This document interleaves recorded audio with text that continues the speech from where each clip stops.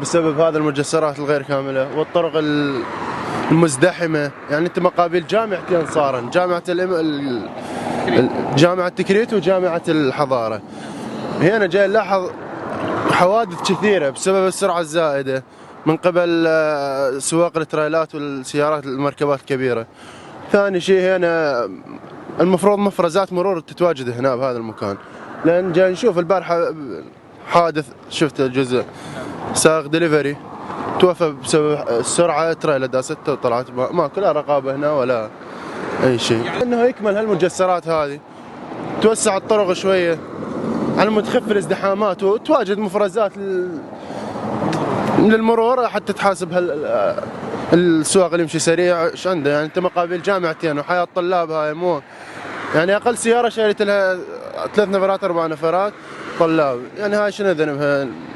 لازم يكمل هذا الجسر اول شيء، هذا الحل الامثل. ثاني شيء السرعة المفرطة اللي جاي تجي من هذا الاتجاه، لان هم اكثر السواق يدرون اكو هنا استدارة واكو جامعة واكو طلبة يروحون ويرجعون، فالمفروض السواق هم يعني ياخذون شويه تخفيف سرعه من ذيك الاتجاه لحد ما يفرغ هذا الاستداره تفرغ بعدين يعبر.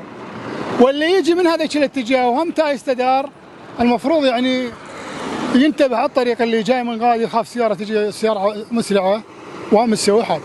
خاصه نعم الصهاريج خاصه والسيارات الكبار سياره الحمل، لان هو طريق دولي وما يصير به حتى مطبات، يعني يصيرون بما يصير بهم مطبات. حل اكثر شيء الحل الانسب هو اكمال هذا المجسر.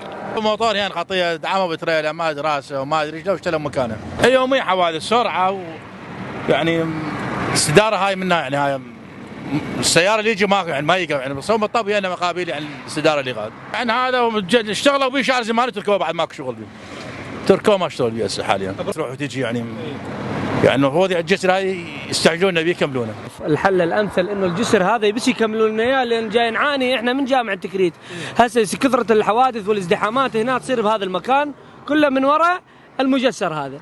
نريد بلكت الله الناشد عن طريقكم، بلكت الله هالدوله تمشي لنا معامله هالجسر هذا ونخلص من عنده. اي والله حوادث بهذا المجسر، انا شخصيا اندعمت بهالمجسر هذا، يعني يعني ما يوميا نفس الموال ونفس القضيه.